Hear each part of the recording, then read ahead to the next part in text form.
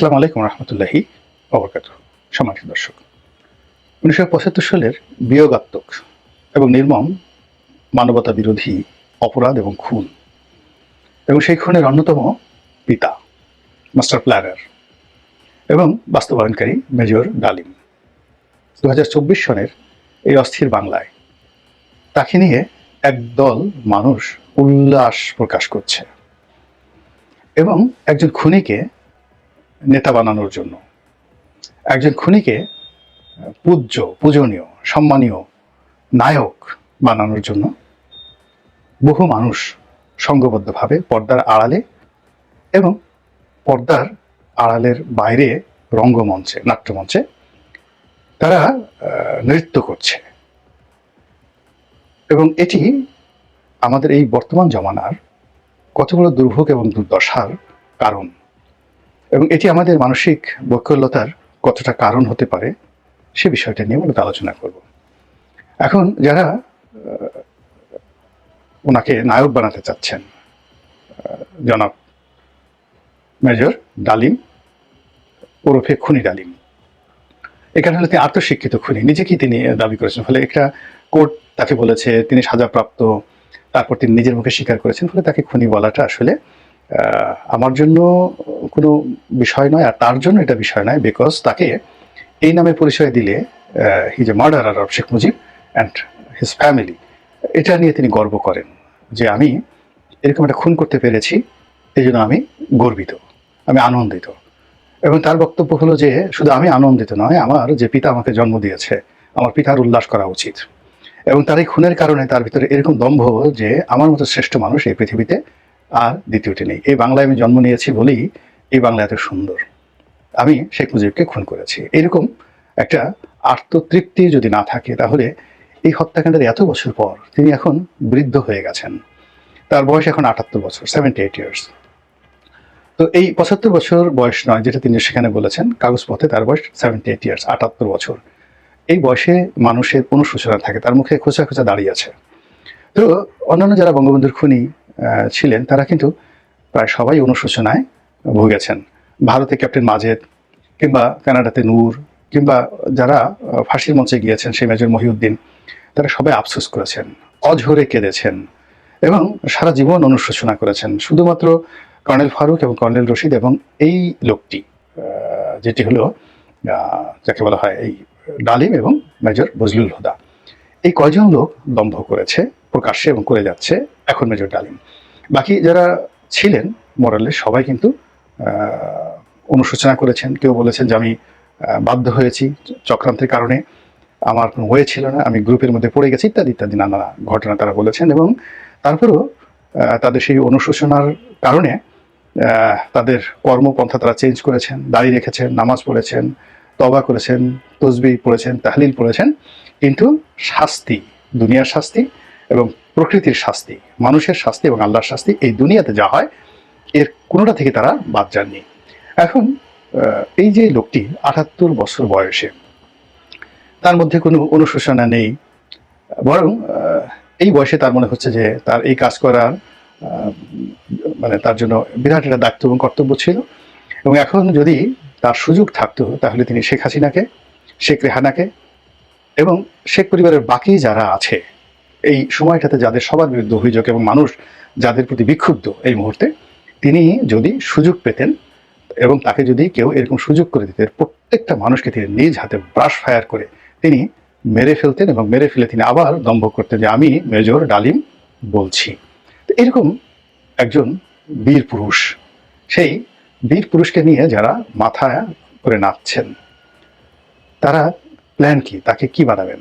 তাকে আগামী দিনে রাষ্ট্রপতি বানাবেন? এর কারণ হলো তাকে প্রধানমন্ত্রী বানানো যাবে না, প্রধানমন্ত্রী ছোট পদ। এর কারণ হলো তিনি একজন রাষ্ট্রপতিকে মেরে ফেলেছেন। তো যে রাষ্ট্রপতিকে মারতে পারে সে তো রাষ্ট্রপতির নিচে অন্য কোনো পদ পদবি পেতে পারে না। ফলে বাংলাদেশের যে শাসন কাঠামো, সাংবিধানিক কাঠামো, এটা পরিবর্তন করে প্রেসিডেন্সিয়াল ফর্ম অফ গভর্নমেন্ট তৈরি করে মেজর ডালিমকে নিয়ে যারা উৎফুল্ল, তারা যদি তাকে রাষ্ট্রপতি বানায়, গণপ্রজাতন্ত্রী বাংলাদেশের রাষ্ট্রপতি বানায়, তাহলেই বোধ হয় এই লোকটির উপযুক্ত যে পুরস্কার, সেই পুরস্কার তার যারা প্রমোটার, সেই প্রমোটাররা করতে পারে।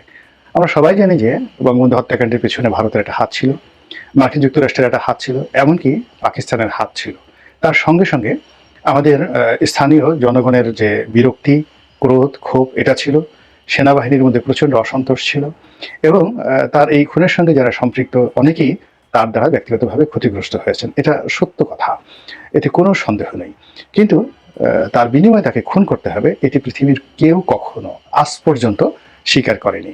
এবং বাংলাদেশের যে ঐতিহ্য, ইতিহাস, সেই ইতিহাসে বঙ্গবন্ধুর এই নির্মম হত্যাকাণ্ড, সপরিবার হত্যাকাণ্ড, এটি একটি কলঙ্ক হয়ে আছে এবং আরও হাজার হাজার বছর ধরে এটি পাঠ্য বইয়ে থেকে যাবে, মানুষের মনে মস্তিষ্কে থেকে যাবে। তো যেটা বলছিলাম যে আমাদের এই দেশে যারা খুনি হন, বাংলাদেশের দুর্ভাগ্য যে অনেক খুনি বাংলার সিংহাসনে বসেছেন। একজন সম্রাট ছিলেন মুজাফফর শাহ।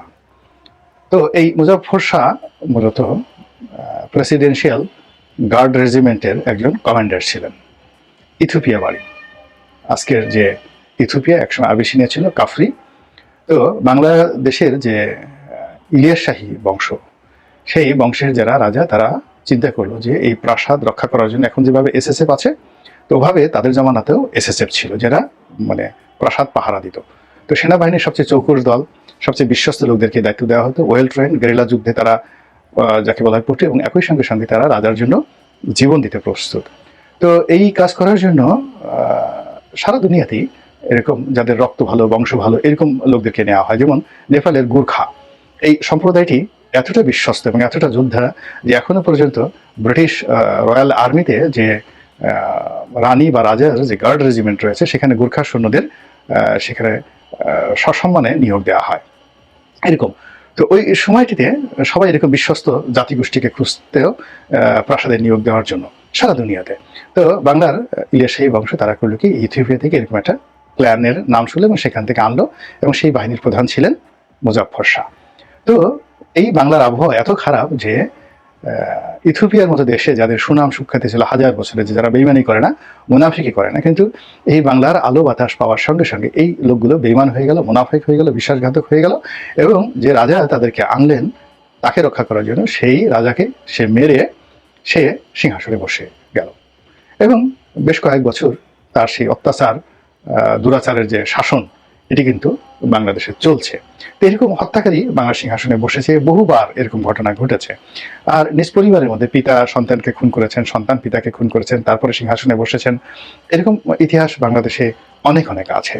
তো সেই ক্ষেত্রে মেজর ডালিম যদি রাষ্ট্রপ্রসিদ্ধ শাসিত শাসন ব্যবস্থা একটি বিশেষ গোষ্ঠীর প্রতিনিধি হিসেবে তিনি প্রেসিডেন্টের দায়িত্বভার গ্রহণ করেন এবং বাংলাদেশে একটি বিশেষ সুশাসন প্রতিষ্ঠা করেন, আইনের শাসন প্রতিষ্ঠা করেন, এবং তার যে হাত রয়েছে, রক্তে রঞ্জিত হাত রয়েছে, এই রক্ত রঞ্জিত হাত দিয়ে তিনি যদি বিএনপি এবং আওয়ামী লীগ দুটো দলকে আচ্ছা মতো প্যাদানি দিয়ে বাংলার জমিনে এদের রাজনীতির কবর রচনা করতে পারেন, এবং এখানে যত যাকে বলা হয় রাজনৈতিক প্রতিভাবান লোক রয়েছে, যারা ডালিমের যারা মালিক, ডালিম যাদের পুতুল, এই ৭৮ বছর বয়সে তিনি যাদের পুতুল হয়েছেন, যাদের পাপেট হয়েছেন, যাদের মাউথ পিস হয়েছেন, তাদেরকে খুশি করার জন্য, তাদেরকে ক্ষমতায় চিরস্থায়ী করার জন্য তিনি তার সেই রঞ্জিত হাত দিয়ে যদি রাক্ষসের ভূমিকায় অবতীর্ণ হয়ে বাংলাদেশের মূল ধারার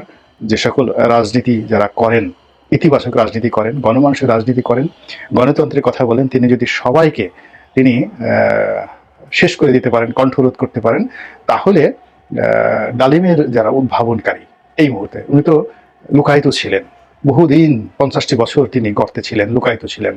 তো তাকে কষ্ট করে খুঁজে বের করা, তাকে রাজি করা, এবং তার পেছনে তো টাকাও দিতে হয়েছে। এর কারণ হলো এই লোক বিদেশে কোনো তার কাজ নাই, কর্ম নাই, চাকরি নাই, বাকরি নাই, তো তাকে তো সংসার চালাতে হয়।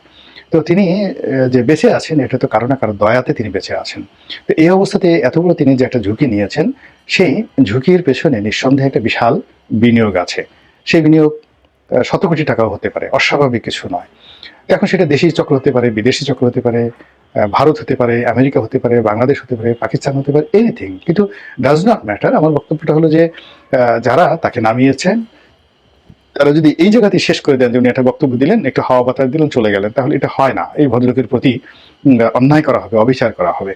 এত বড় একজন মানুষ যিনি এত একটা যুগান্তকারী হত্যাকাণ্ড তিনি ঘটিয়েছেন এবং 50টি বছর ধরে তার সেই যে হত্যা করার যে গৌরব, সেই গৌরব তিনি বহন করে বেড়াচ্ছেন। বুক ফুলিয়ে তিনি সিনা উঁচু করে তিনি এখনো বলছেন, আমি বেঁচে আছি শেখ হাসিনাকে মারার জন্য, আমি বেঁচে আছি অন্যান্য যারা আমার সাথে বিরোধিতা করেছে, বেইমানি করেছে তাদেরকে মারার জন্য। এরকম দুঃসাহসী সুপুরুষ বাংলাদেশে অন্য কেউ নেই। এমনকি কর্নেল ফারুক, কর্নেল রশিদ তারাও হাউমাউ করে কেঁদেছেন। কিন্তু সেখানে তিনি এই সময়টাতে সাহস করে এসেছেন বা তাকে আনা হয়েছে যারা এনেছেন তারাও তো যথেষ্ট সাহসের পরিচয় দিয়েছেন। তো এই সাহস এবং ইনভেস্টমেন্ট এখানে এবং ত্যাগ এবং তিতিক্ষা, তারা তো বাঙালি জাতিকে উদ্ধার করার জন্য একটা খুনির হাতে দেশের রাষ্ট্রভার তুলে দিয়ে পুরো একটা জাতিকে কোন পর্যায়ে তারা উঠাতে চাচ্ছেন, সারা বিশ্বকে চমকিত করে দেওয়ার জন্য, যে দেখো দেখো দেখো আমরা একজন খুনিকে রাষ্ট্রপতি বানিয়েছি, আমরা একজন খুনিকে নেতা হিসেবে মান্য করি, দেখো দেখো দেখো আমাদের রুচি দেখো, আমাদের বিবেক দেখো, বোধ দেখো, আমরা একজন খুনির প্রশংসা করি, আমরা একজন খুনিকে ভালোবাসি, আমরা একজন খুনিকে তোষণ করি। তো কাজেই তারা যদি এই লোকটিকে একজন রাষ্ট্রনায়ক রূপে ভোট দিয়ে হোক, সিল পিটিয়ে হোক, জোর করে হোক, যেভাবে হোক রাষ্ট্র ক্ষমতায় বসিয়ে ওই যে বঙ্গভবন জনাব চুপ্পু সাহেব যেখানে বসে আছেন তাকে বাদ দিয়ে ওখানে বসিয়ে সেখানে যদি জিয়াউর রহমান সাহেবের সাথে বড় কোনো রাষ্ট্রনায়ক সেখানে তারা পয়দা করতে পারেন এই লোকের মাধ্যমে, তাহলেই হয়তো তাদের এই যে কষ্ট, কত কষ্ট তারা করেছেন, কত টাকা এই সময় দেখেন, এমনি বাংলাদেশে কত অভাব, যদি মেজর ডালিমকে এই সময়ের জন্য একটা টাকাও দেওয়া হয়ে থাকে তাহলে সেই টাকাটা অনেক কষ্ট করে আয় করতে হয়েছে না? তো এই কাজ যারা করেছেন অবশ্যই তাদের সফলতা তাদের দেখানো উচিত এবং বাংলার মানুষকে একেবারে চোখে আঙুল দিয়ে দেখিয়ে দেওয়া উচিত যে তারা আসলে কি করতে চান এবং কি করতে পারেন। আল্লাহ আমাদের সবাইকে হেদায়েত দান করুন এবং হেফাজত করুন। আসসালামু আলাইকুম ওয়া রাহমাতুল্লাহি ওয়া বারাকাতুহু।